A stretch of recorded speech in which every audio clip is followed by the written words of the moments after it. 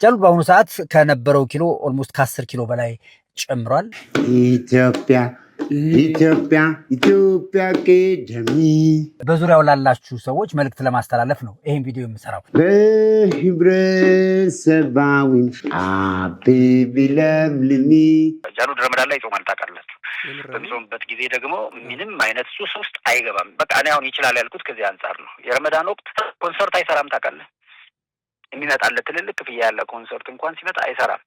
ክሊፕ ያሳለፈ ሰው ክሊፕ በሱ ምክንያት አንድ የመከላከያ ዘፈን ፊቸሪንግ ገብቶ በሱ ምክንያት ጊዜ ተላልፎ ረመዳን ስለሆነ ጊዜ ተላልፎ ለቀረጻ እንኳን በረመዳን ይሄን አልነካም የሚል ልጅ አይነት ነገር ነው። አልኪዳን ገብተዋል ጀግኖች ልጆችሽ ወንዞች ተራሮችሽ ድንግል መሬትሽ። በዙሪያ ያላችሁ ልታደርጉ የሚገባው ጥንቃቄ በተቻለ አቅም ከጫትም ከሲጋራም ከሌላውም ጋር ሊገናኝ የሚችል ውሎ ባታውሉት። ለኢትዮጵያ አንድነት ለነጻነትሽ ወደዛ ሊወሰወስ የሚችል ነገር ውስጥ ባታደርጉ መልካም ነው። በነገር ላይ አንድ ነገር አለ።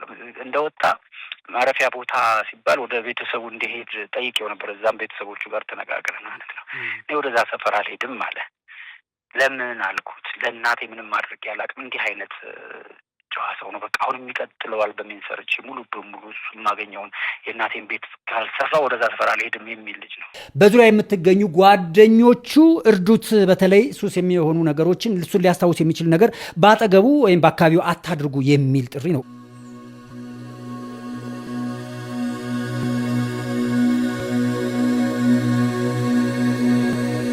ሰላም ጤና ይስጥልን። የምንወዳችሁና የምናከብራችሁ የጊዜ ሚዲያ ቤተሰቦች እንዴት አላችሁ? በያላችሁበት የዓለም ጫፍ በያላችሁበት የሀገር ጥግ ሁሉ ሰላም፣ ፍቅር፣ ጤና ትሆኑ ዘንድ ዘወትር ምኞታችን ነው። ኤልያስ ደግነት ነኝ። የምትከታተሉት ጊዜ ሚዲያን ነው። በዛሬው መሰናዷችን ከሰሞኑ ማህበራዊ ሚዲያ ላይ ተወዳጁን አርቲስት ጃሉድን በተመለከተ ከሱስ ማገገሙንና በጥሩ ሁኔታ ላይ መሆኑን እልፍ ሲልም ደግሞ መልሶ እንደዚህ አይነት ህይወት ውስጥ እንዳይገባ ወዳጆቹ ያደረጉለት እጅግ በጣም ደስ የሚል ጉዳይ አለ።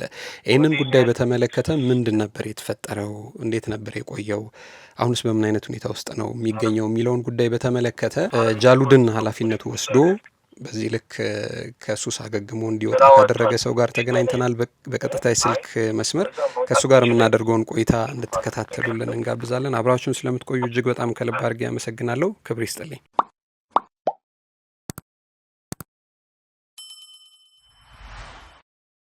ሄሎ፣ ጤና ይስጥልኝ። እንዴት? ጤና ይስጥልኝ ኤልያስ፣ እንደምን አለ? እድሜ ይስጥልኝ። እንዴት አለ? አለሁ አልሐምዱሊላህ። እኔ እንግዲህ ወዳጅም ስለሆንኩ ልፍ ሲልም ደግሞ መምህሬም ስለነበርክ ስነ ጽሁፍ ላይ ዝም ብሎ ዲን አልኩና ቀጠልኩኝ። ግን ማን ነው ብለው መጠየቃቸው አይቀርም የጊዜ ሚዲያ ቤተሰቦች። ራስን ከማስተዋወቅ እንጀምርና ወደ ጉዳዩ እናመራለን። በቅድሚያ አድማጮችን ፕሮግራም ለመከታተል ጊዜያቸውን ስለሚሰጡ ማመስገን እፈልጋለሁ። የጊዜ ሚዲያ አድማጮችን በሙሉ ከልብ እያመሰገንኩ ያው ማን ነው የሚለው ያው ዲኑ አሊ የሚለው ብቻ በቂ ነው። ግን ተጨማሪ ነገሮች አስፈላጊ ከሆነ የዛውያ ቲቪ መስራች እንደዚሁም ደግሞ የኸይር ፈላጊ በጎ አድራጎት መስራች እና ዳይሬክተር ነው የሚለው ለጊዜው የሚበቃ ይመስለኛል። ቀደም ሲል ካነሳኸው ፈርጥ የሚባል የቲያትር ክበብ አንተም ታውቀዋለህ፣ የተማራችሁበት የነበረ ነው። እዛ አካባቢ በቲያትር በአስተማሪነትም ጭምር ሳገለግል ቆይቻለሁ። እንግዲህ ፈርጥ ብዙ አሪፍ ልጆች እናንተን ያፈራም ነው። በፍጹም ካሳሁን፣ ቤተልሔም ጌታቸው፣ ሌሎችንም ማንሳት ይቻላል። በዛ ሰዓት ከቲያትር ጋር ቁርኝት የነበረው ቲያትር አፍቃሪ የነበረ ሰው ማለት ይቻላል።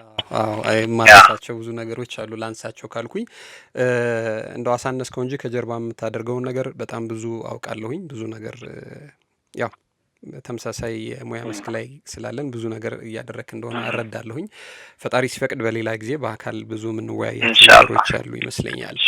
ዛሬ ጉዳይ ሆኖ ግን ሳይነጋ ያስደወለኝ ማታ ጀምሮ ስጨቀጨቀህ የነበረው ደስ ስላለኝ ነው። ጃሉድን በተመለከተ ማህበራዊ ሚዲያ ላይ የተጻፉ ነገሮች ሲመላለሱ አየው። ጃሉድ ከሱስ አገግሞ መውጣቱን፣ በጥሩ ሁኔታ ላይ መሆኑን፣ ኪሎ መጨመሩን ምናምን የሚሉ ነገሮች አየው ሰማሁና በጣም ምናልባት በአጭር ጊዜ ውስጥ አጉል ነገር እንዳይሆኑ ተብለው ከሚፈሩ አርቲስቶች መካከል አንዱ ነበር። ከሱስ ጋር ተያይዞ የህፃናት መጫወቻ እስኪሆን ድረስ ማለት ነው። ጃሉድ ግን በጣም ብዙ ብቃትና ችሎታ ያለው በጣም ብዙዎች የሚወዱት በጣም የዋህ የሆነ አርቲስት ነበረ።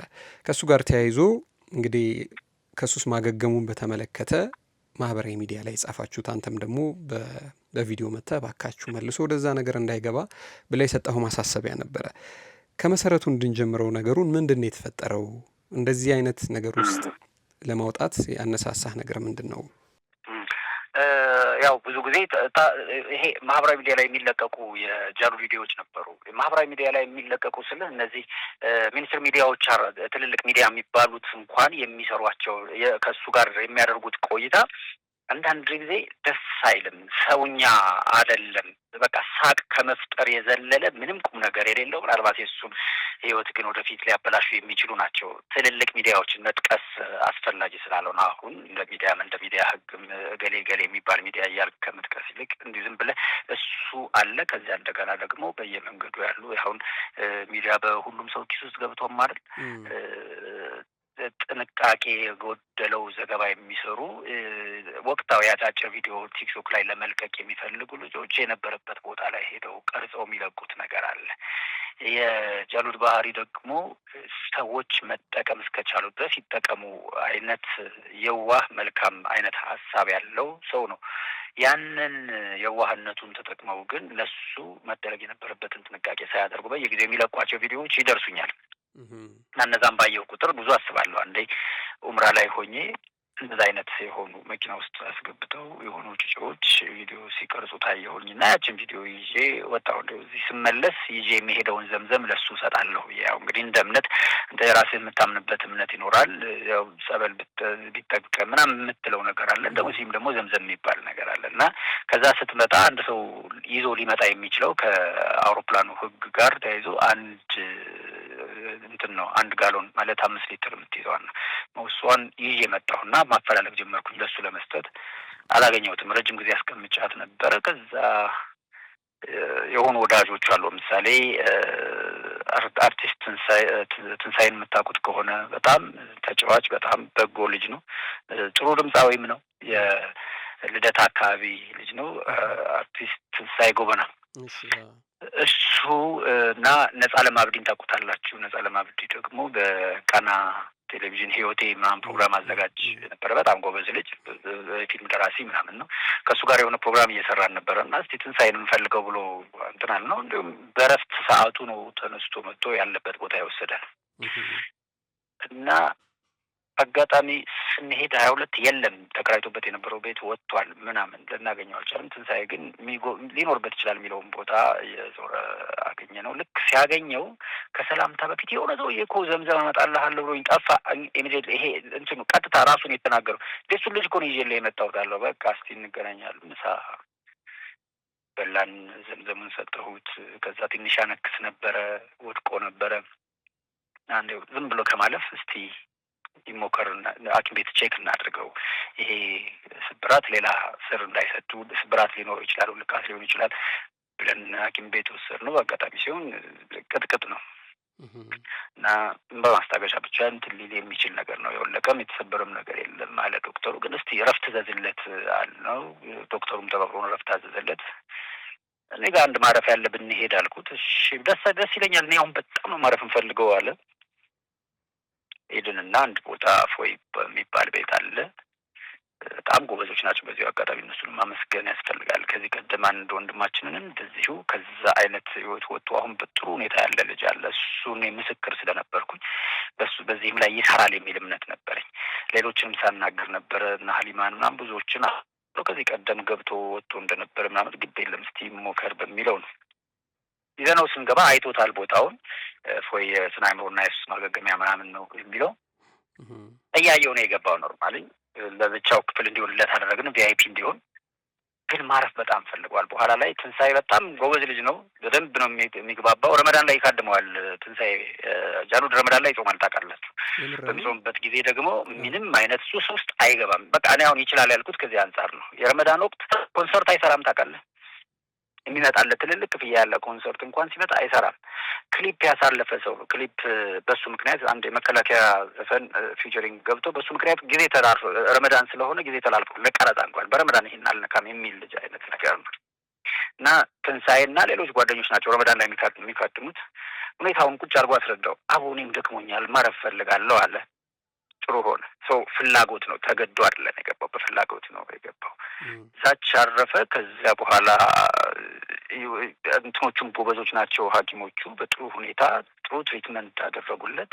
ቡና ብቻ እየጠጣ ምንም ሳያስቸግር ያለ ደጋፊ መድኃኒት ነው 3 ወር የቆየው። ያ ማለት የሚያሳየው ከፈለገ ማቆም እንደሚችል ነው። እሱ ፈልጎ ማቆም ግን ደግሞ በዙሪያው ያሉ ሰዎች የሚያደርጉት ከሆነ የሱስ ነገር ያው ብዙዎቹ ያውቁታል አይደል? ትቼዋለሁ ያልከውን ነገር ሰዎች ሲያደርጉ መጀመሪያ የጫቷን እንጨት እኮ እንደ ጥርስ መፋቂያ አድርገህ ታስገባታለህ። ከዛ እሷን ታኝካታለህ። ቀጥሎ ወደ ቅጠሉ ትወርዳለህ። እንዲህ እያለ ነው የሚሄደው። ጫት ደግሞ ሌላውን ያስከትላል፣ መጠጡም ምናምኑም የሚባል ነገር። ዞሮ ዞሮ ሙሉ የጤና ሕክምና ተደርጎለት ነበረ። ከዚህ ከአልኮል ጋር ተያይዞ ጉበቱ ላይ ትንሽ ችግር ነበር። መድኃኒት ሳያስፈልገው ግን ከዛ በመራቅ ማገገም የሚችል አይነት ነገር ነበር። አሁንም ከዚህ በኋላ ወደዛ የሚመለስ ከሆነ አደገኛ ነገር ይከሰታል። ስለዚህ አመጋገቡ ተስተካከለ። እነዚህ ደባል ነገሮች ሲቆሙ ቢያንስ የመመገብ ፍላጎት እየተከፈተ ይሄዳል። አመጋገቡ በመስተካከሉ ነው። በ2 ወር ከ20 ምናምን ቀን ውስጥ ኦልሞስት ከ12 ኪሎ በላይ ነው። 10 ኪሎ ብለን እንትን ያልነው 12 ኪሎ ከዛ በላይ ነው የጨምረው። ከዚህ ከእንትን ጋር ከአንዳንድ አላስፈላጊ ሱሶች ጋር ተያይዞ የሚመጡ ሰውነቱ ላይ ነበሩ የሚታዩ ምልክቶች ነበሩ። የእጅ መንቀጥቀጥ ምናምን ያ ኦልሬዲ ቆመ። የአይኑ መደፍረስ ቆመ። ቀጥታ በጣም በትክክል በጣም አሳቢ ልጆችን ይመክር ነበር። እዛ ውስጥ የነበሩ ሰዎችን በደንብ በቃ በዚህ ጉዳይ የገቡ ናቸው አብዛኞቹ። ለእነሱ እንኳን አሪፍ ወንድም ሆኖ ነበር። ስንሄድ ከኛ ጋር የሚያወራው የነበረው ነገር ይለያል በጣም። ግን ለስራው ደግሞ ያለው ትልቅ ክብር አለ። በየቦታው ሰርቶ ያስቀመጣቸው ወደ 17 አካባቢ የሚደርሱ ሙዚቃዎች አሉ። አልበም አድርጎ ሊያወጣው ይፈልጋል እና ያንን እንትን መስራት አለብኝ አለ። ያ እንትን ተበታትኖ እንዳይቀርብኝ መስራት አለብኝ አለ። እኔ ትንሽ ጊዜ መቆየት እንፈልጋለሁ። ከዚህ በተጨማሪ 3 ወር ቢቆይ ደግሞ በጣም የተሻለ ይሆናል።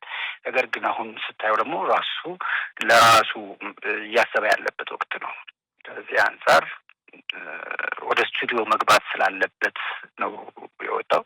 ያም ቪዲዮ መስራት የፈለግኩት ከዚህ ከስቱዲዮ ጋር ተያይዞ ጓደኞቹ የቀደመውን አይነት ህይወት እንዲመራ እንዳያደርጉ የሚችሉትን ጥንቃቄ እንዲያደርጉለት እና ደግሞ ሚዲያዎች አሁን የተለያዩ ሚዲያዎች ኢንተርቪው ብናደርገው ይሄ የጽሞና ጊዜ ቢሰጠው ከሚዲያዎችም ቢርቅ እና የጽሞና ጊዜ ይዞ ጥሩ ስራዎች ሰርቷል። እነዛን ስራዎቹን ጨርሶ በነገር ላይ አንድ ነገር አለ።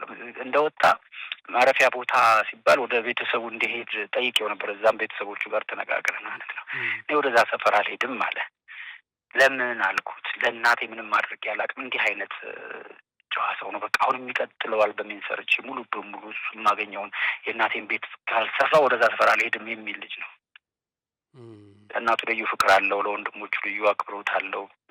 ለህዝብ በጣም ትልቅ ፍቅርና አክብሮት አለው። ለሀገር አይተኸዋል። ምናልባት ወታደርም የነበረ አይደል? የወታደር ዲሲፕሊን እኮ ይለያል። የአንድ መውደድ ላይ የነበረ ኢንተርቪው ላይ የኢትዮጵያ ሕዝብ መዝሙርን ሲዘምር የቀድሞውን የደርግን እንዴት ያለቅስ እንደነበረ አይተኸዋል። ያ ማለት ውስጡ ያለውን ስሜት የሚገልጽ ነው እና የጀግኖች ጥናት ነሽ በልጆችሽ ኩሪ ጠላቶችሽ ይጥፉ ለዘላለም።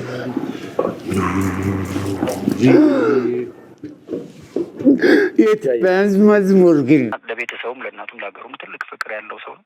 ደግሞ ቢቆይ እና እዚህ ስራዎች ቢሰራ ማህበረሰብን ማገልገል የሚችል ነው። ከዚህ አንጻር ኢንተርቪው የሚያደርጉም ቲክቶከሮቹም ሚዲያዎች ጓደኞቹም ጥንቃቄ ቢያደርጉለት ከሚል ሀገር ነው የተሰራው እና እንግዲህ ያለው ለጊዜው እቺ ያለፈችው የ3 ወር ቆይታ ይህን የሚመስለው። ኪሎ በደንብ ጨምሯል። ሰውነቱ ላይ ለውጥ አለ። የራሱ ማመለካከት ላይ ለውጥ አለ። በዚህ ይቀጥላል ብለን ተስፋ እናደርጋለን። ከዚህ በተረፈ ዱዓ ነው እና ሳምንታዊ ቀጠሮ አለው። አሁንም ጥብቅ አድርጌ ማሳሰብ ፈልገው በዙሪያ ያሉ ጓደኞች ምሳሌ ነገ ወይ ከነገ ወዲያ ይመስለኛል የመጀመሪያ ዙር ቀጠሮ በየሳምንቱ የሚኖር ቀጠሮ አለ እና እነዚህን ቀጠሮዎች አክብሮ ከባለሙያዎቹ ጋር ቢገናኝ ደግሞ የበለጠ ቆንጆ ይሆናል ማለት ነው። ይሄ ህይወትን ማዳን ነው ብዬ ነው የማስበው እና ሁሉም ኃላፊነት ስላለበት ሁሉም ኃላፊነቱን ቢወጣ ወንድማችን ጥሩ ደረጃ ላይ ሆኖ እናገኘዋለን፣ እናየዋለን። ይሄ ነው ያለው። አይ ሸጋ ነው። ግን እንደው ምናልባት ከዚህስ በላይ መቆየት አይችልም ነበር ወይ ነው እሱ አንተ እንዳልከው ወይ ቅድም ኦፍ ሪከርድም ስናወራ ስለነበረ ስራ ዋጋ ወቅቶት ነው የወጣው እንጂ ቅድም እዚህ እኔ አሁን የእኛ ፍላጎት ሐኪሞቹም ቢሆን የሚፈልጉት 6 ወር ከዚህ በኋላ 3 ወር መቆየት ቢችል ነው። እንዲህ አይነት ነገር አስገድደህ የምታደርገው ነገር አይደለም። ይሄ በራሱ የሚወስነው ነገር ስለሆነ በሱ ፍላጎት ሲሆን ፍላጎቱ ሲጨመርበት ነው እንዲህ አይነት ነገር ስኬታማ የሚሆነው። ሰው እዛ ላይ የተበታተኑ ስራዎች አሉበት። እነዚህን ስራዎች መሰብሰብ ይፈልጋል። ለሆኑ ሙዚቃ ቤቶች ሸጦ እንትን ማድረግም ይፈልጋል። የእናቱን ቤት የመስራት ፍላጎትም አለ። እነዚህ ተደራርበው ውጭ ሆኜ ብከታተል አሁን ደህና ነኝ አለ። ደህና ነኝ የሚለውን ነገር እንድትቀበለው የሚያደርገው ነገር ያለ ደጋፊ መድኃኒት ይህን ያህል ጊዜ መቆየቱ ስታየው አንድ በዛ በኩል የሚያነሳሳ ነገር አለ። ለጊዜው ከወጣ በኋላ የሚጠቀማቸው መድኃኒቶችም አሉ። ምናልባት የሲጋራ ፍላጎት ሲኖረው ያንን ፍላጎቱን ሊያስተካክል የሚችል ምናምን እንደዚህ የተዘጋጁ መድኃኒቶች ነበሩ። እነዚህን ይዞ ወጥቷል። በትክክሉ ይውሰዳቸው አይውሰዳቸው እንግዲህ በቅርበት ያሉት ጓደኞቹ ነው የሚያውቁት። አሁንም በቅርበት ላሉ ጓደኞቹ ነው ይህንን ኃላፊነት የምንሰጠው። ሳምንቱን እየጠበቀ ግን በየሳምንቱ ፎሎ አፑን ካደረገ እንትን ይላል። ስራውን ጨርሶም ተመልሼ ልግባ ቢል እኛ ዝግጁ ነን በዚህ ጉዳይ ላይ። እሱ መመለስ ፈልጋለሁ ባለ ሰዓት ተመልሶ መምጣት ይችላል። እንግዲህ በጣም ትልቅ ነገርን ያደረጋችሁት ምናልባት በጣም ብዙ ሰው በፍቅር የሚወደው ቅድም አንተ እንዳልከው ብዙ የዋህነቱ ደግነቱ የሚታይበት ንግግሩ ላይ የሚያስታውቅበት ግን ደግሞ በጣም ትላልቅ ሚዲያዎች ላይ እንኳን በሱስ ምክንያት አቋርጦ እስከ መውጣት በቅርብ ደግሞ እኔ ራሱ ያየሁት ቪዲዮ አለ ከሰርግ ቤት እንደ እንትን ሲባረር አይቼ በጣም ሀርት ብሬኪንግ የሆነ ነገር አይተናል። ህጻናት በየመንገዱ ሲጫወቱበት አይተናል። የስራ ብቃቱን ግን ሁላችንም የምናውቀው ነው እና ይህንን ሰውዬ መታደግ ይህንን አርቲስት መታደግ ለኢትዮጵያ የኪነ ጥበብ ኢንዱስትሪ አንድ በጣም ትልቅ ነገር ማድረግ ነው በምድር ስሌት ስናስለው። ወደ ሰማያዊው ደግሞ ስንመጣ ይህንን የሚያህል ሰውም ደግሞ እንዲተርፍ ማድረግም ትልቅ ጽድቅ ነው ብዬ ነው የማስበው እና እንደውም ከዚህም ጉዳይ ጋር ተያይዞ አንተ የሰጠኸውንም መግለጫም ላይ በጣም በዝርዝር ሳነብ ጉዳዩን ከሃይማኖታዊም ከሌላም ነገር ጋር አንስተው ሊተቹም ሊነቅፉም ያሉ ሰዎች አሉ። እሱንም በተመለከተ ፍርድ የሚሰጥ አላህ ነው አትፍረዱ ስትልም ጉዳይ አለ። ሰው የሚሆን ነው የሚፈልገው እና እሱስ ላይ እንደው ማለት የምትፈልገው ነገር አለ ወይ? አንድ ሰው አንድ ኮመንት ላይ ገብቻ የሆኝ የጃሉድ ጉዳይ የጻፍንበት ቪዲዮ የሰራሁበት ቦታ ላይ ነው። ከስር ገባችና ወይ ገባና ገብቻ ይቻለሁ። አዲስ አካውንት ነው በነገራችን ላይ ሰዎች ኮመንት ለመስጠት አዲስ አካውንት ከከፈቱ ኔጌቲቭ ነገር ሊናገሩ እንደሆነ ይገባኛል። እና ይሄ እህታችን ወይ ወንድማችን ስንት ጠንካራ ሙስሊም ኡምራ ማድረግ የተቸገረ ያለ አርቲስቶችን አላህን ያመፁ ሰዎችን ኡምራ ማስደረግ ሀሊማና ጃሉድን በግልጽ በዚህ ቋንቋ ስለጻፈችው ጃሉድን ኡምራ ማስደረግ የዩልኝ ነው አለች። አንደኛ ወይ አለ በአላህ ስራ ጣልቃ መግባት ነው። ሰዎች ለዩልኝ ነው ወይም ለአላህ ነው የሰሩት የሚለውን ውሳኔ መወሰን የሚችለው አላህና አላህ ብቻ ነው። በዚህ ጉዳይ ላይ ዑለሞች ወይም ምናምን ጣልቃ ሊገቡ አይችሉም። በእኔና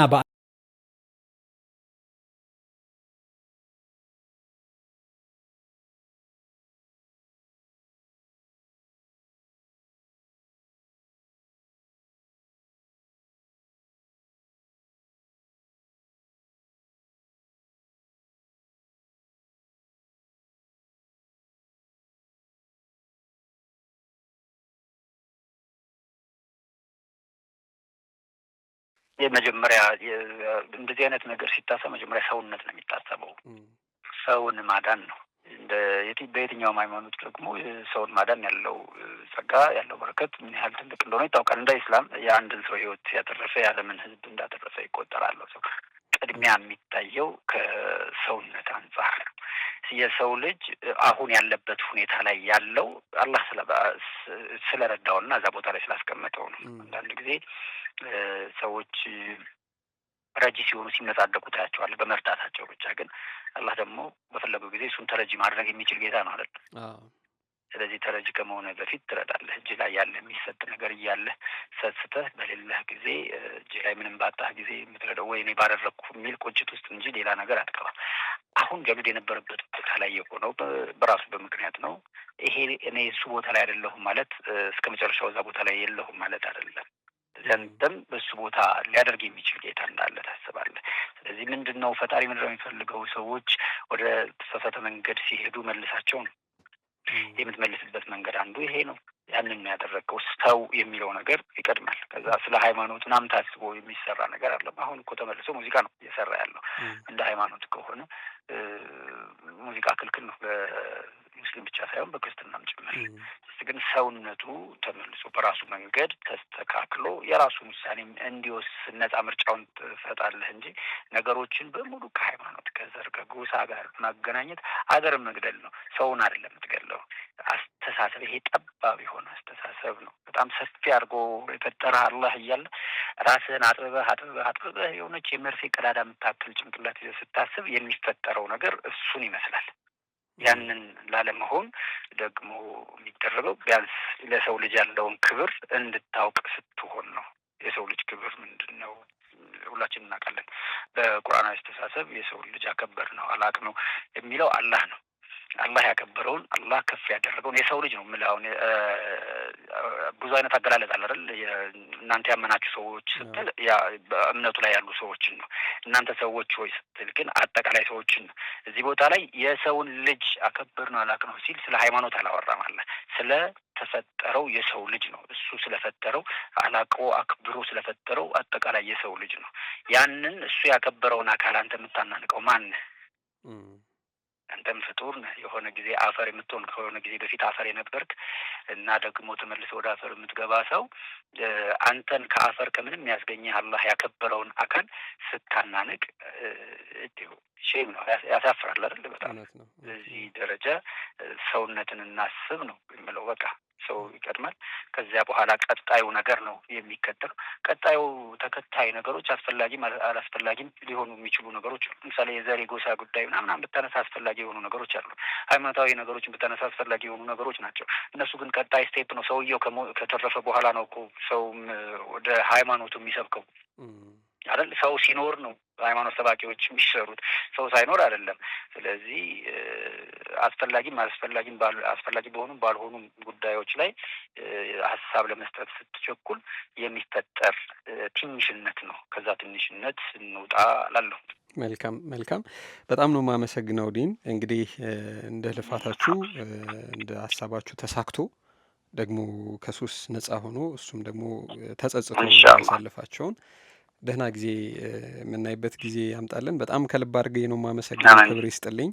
ምናልባት መጨረሻ ላይ ማለት የምትፈልገው ነገር ካለ ብቻ።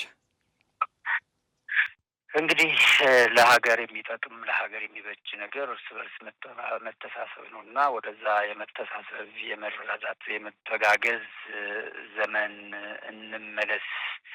የሚበቃንን ያህል መተቻቸት ውስጥ ገብተናል። የሚበቃንን ያህል ተገዳድለናል አይደል? የሚበቃንን ያህል ክፋት ተዘራርተናል። ከዚህ በኋላ ኦቨር ነው የሚሆነው። ኦቨር የሆነ ነገር ደግሞ አጥፊ ነው። አሁን ዘመናዊነት እርስ በርስ መተሳሰብ ነው። በየትኛውም ስፍራ በየትኛውም መንገድ ሃይማኖት ከሃይማኖት ተቋማት ጋር እርስ በርስ መግባባት ካልቻሉ፣ ጎሳ ከጎሳ ዘር ከዘር ጋር እርስ በርስ ጓደኛ ከጓደኛ ጋር የሆነ መተጋገዝ ካልተቻለ ነገሩ እየጠበበ እየጨለመ ነው የሚሄደው። አንዳንድ ጊዜ ሰው ኑሮ ውድ ሆነብን ምናምን ይላል። በምን ምክንያት የሚለውን ነገር ግን ሲያስበው አትሰማም። በቃ ያንተም ጥፋት ነው እኮ። የኔ ጥፋት ምንድን ነው? ሰዎች ወንጀል ባበዙ ቁጥር ምድር እየጠበበች ትሄዳለች። ጥበቷ ፊዚካሊ ላይሆን ይችላል። የምታየው ነገር ግን በቃ አለ ሜዳው ግን ጠቦ ይታይሃል አይደል? ሆነ አለመብቃቃት ይፈጠራል። አለመብቃቃት ሲፈጠር ነገ ሊጎርልብኝ ይችላል በሚል ለመዝረፍ ይታሰባል። መዝረፍ ሲታሰብ መግደል አለ። እነዚህ ሁሉ የሚከታተሉት ሰዎች በምንሰራቸው ወንጀሎች ነው እና ከዛ ወንጀል ራስን በማቀብ ለዓለም ውለታ መዋል ይቻላል። ሌላ አይደለም፣ ሌሎችን ማስቆም አይደለም፣ የራስህን ወንጀል በማቆም ግን ዓለምን መታደግ፣ ሀገርን መታደግ ይቻላል። አንድ እንሁን። ይሄ ነው መጨረሻ መልዕክቴ። በጣም ነው የማመሰግነው። ክብር ይስጥልኝ ዲን። አመሰግናለሁ ኤሊ። ቴንኪው።